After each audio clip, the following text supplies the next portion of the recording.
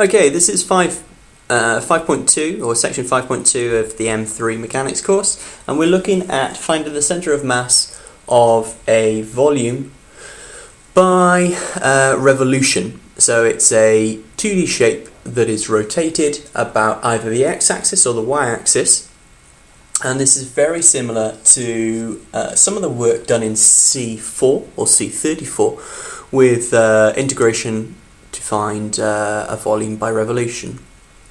So the work that I'm using today comes from the Heinemann M3 Edexcel textbook, and there are some fantastic examples in there that you really should look at and learn for finding the volume of a cone, a hemisphere, and shapes like that. Okay, very important that you have a look through those. Very, very useful.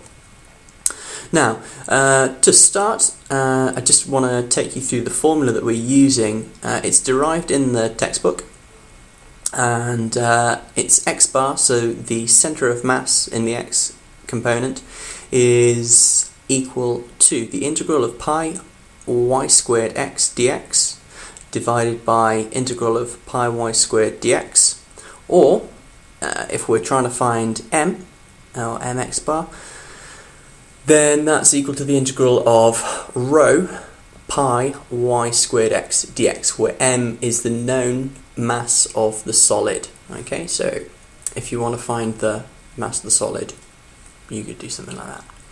Now, obviously, if the revolution is about the y-axis, then the centre of mass is going to be, the x component is going to be x equals 0, because that's what gives you the y-axis, and the centre of mass lies on that y-axis, and its position is dictated by this formula here. So what I'm going to do for the rest of the video is go through some examples. So from exercise 5b, this is the finite region. This is question 1. So a finite region bounded by the curve y is equal to x squared minus 4x is rotated 360 degrees about the x-axis to form solid, and find the coordinates of its centre of mass. So obviously the y-coordinate is 0. By symmetry, it's on the x-axis. Okay, so y equals 0, and I've got that as the answer down here. Now, to find the x components, we can do it through symmetry. So the curve x squared minus 4x is a parabola, so its centre of mass is in the middle, so we've just got to see where does that lie. Okay, so if you've got 0 is equal to x squared minus 4x, we're finding the points on the quadratic that the curve will be. Okay, so if we something like this. Okay, so if the graph looks something like this, as it's rotated around its x-axis, you'll get a shape that's something like that. So we want to find here and here, so as we can say, the centre of mass is in the middle. So x squared minus 4x. We can set those to equal to each other and solve. So the solutions are x equals 4 and x equals 0. Okay. So the centre of mass, if we have 4 and 0, is in the middle at 2, 0, because of symmetry. Now this question is very, very similar, okay, but the curve is about the y-axis. Okay, it's rotated about the y-axis, so you end up with a shape like this. So we need to find our points here and here to give our centre of mass in the middle here. So y squared plus 6y is equal to x is the equation. So if we set x equal to 0, because that's what it's rotated around, then we have y y plus 6 is equal to 0, so that's just a simple factorising of this, and job done. Okay, we get y equals 0 or minus 6. Okay, so from symmetry, you can tell that if this is down at minus 6, then this point here is at minus 3. That's the centre of mass. So there's your coordinates. Okay, and you can do this method for the previous answer as well. You could have factorised it rather than moved anything around. Now this next one is actually using the formula that I introduced at the start. So find by integration the coordinates of the centre of mass of the solid formed when the finite region bounded by the curve y is equal to 3x squared and the line x equals 1 and the y-axis rotated about 360 degrees about the x-axis. So it's nice to visualise these sometimes. Okay, so if you've got that point there of 1, 3x squared is going to look something like that. Okay, so that shape then gets rotated. Beautiful diagram, beautiful drawing, as you can see. That's then going to be rotated and you get that curved shape there. Not going to win any awards for that diagram, am I? Okay, so anyway, here's the formula. So let's work through it. This is the formula. If you insert this in, you get pi times pi. Now I've squared it straight away. So the 3 goes to the 9, the x squared goes to an x to the power of 4. Here's the x, dx, and then below. So we've got x bar is equal to, so there's a common factor of pi which is going to cancel. This is a very simple integral. You get 9 over, this is x to the power of 5, so it goes to x to the power of 6 divided by 6, which we integrate between 0 and 1, and the same here, so this is 9 over 5 x to the power of 5 between 0 and 1, and then that gives us an easy enough fraction of 5 over 6, so the centre of mass is at 5, 6 and 0. Okay, so this is the x bar, and by rotation, or by symmetry, we also have the other coordinate being on y equals 0. Okay, and one example to go, which is a little bit harder. So, a little bit harder, got an exponential, integrating, fine. Okay, so we've got 3e to the minus x, and it's between the lines of x equals 0 and x equals 2. Okay, so I'm not going to draw this one, okay, partly because my drawings are rubbish. So, now I want to draw it. Okay, I'm going to pause it and draw it.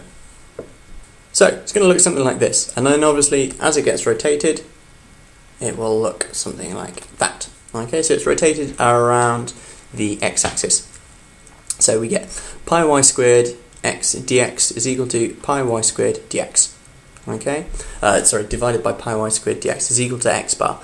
So you substitute y is equal to 3e to the minus x into that equation.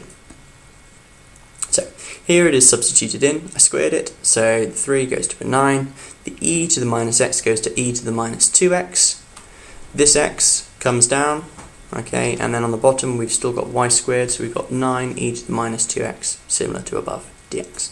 So we've got two little integrals there. There's a common 9 pi, which I'm going to take out of the integral, just to make it a little bit easier. Okay, and then we can integrate it. Now, if we integrate it by parts, the equation for integration by parts is just here, v du by dx. dx is equal to uv minus u dv dx. Okay, so you should be very familiar with that from C4. So v is equal to x, and du by dx is equal to e to the minus 2x. Okay, so I'm setting my v and I'm setting my du by dx. So I integrate it.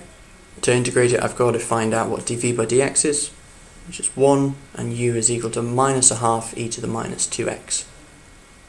Okay, so this is just a nice simple integration. And then, so we use those, and we have v du by, we have uv, okay, so u here, and v, which is the x. So I've put the x here. Okay, I've put half minus a half x e to the minus 2x. So I've mixed them in together. Take away integral of u dv dx. So u was this, okay, minus a half e to the minus 2x multiplied by 1. And guess what? It's still just a, as it was. Okay, so I'm going to add in a little dx there, just because I missed it out. So I've got minus a half x e to the minus 2x, okay, minus minus, so they're going to be a plus, okay, and then I integrate this and I get a quarter e to the minus 2x, okay, where I need to take my half and then I divide it by minus a half, okay, well, multiply it by minus a half, so that gives me another negative. Okay, that's what I did there. So this is going to be my top line, and my bottom line, which was a little bit easier to integrate, is just minus a half e to the minus 2x. So both of those integrals are between 0 and 2. So I'm going to now evaluate them. So here they are evaluated, okay, with the 2 substituted in and the 0 substituted in. And then a lot of stuff here will cancel. Okay, we're going to start cancelling some stuff. So we cancel the half, easy peasy, cancel some zeros, get rid of some negatives. And then if we look, we can take a lot of these that are all expressed as halves. Okay, so this is minus e to the minus 4, take away a quarter e to the minus 4, so we can write this as 4 fourths, take away minus 4 fourths, take away another fourth, this is minus 5 over 4. This is a quarter, this is to the power of, as this is a half, but I can write it as a quarter, and this half I can write as a quarter as well, and then that allows us to have a common factor of divide by 4, common factor of a quarter, which we can cancel. So we can cancel in that and rearranging. This is left as a 1, because this is a positive and this is a negative. It's just prettier and tidier if I put the 1 here. So I'm left with x bar is equal to 1 minus 5e to the minus 4, 2 divided by 2 minus 2e to the power of minus 4. And if you really wanted to be pedantic, you could factorize this and take out a common 2. Okay, now that will leave you with the center of rotation being at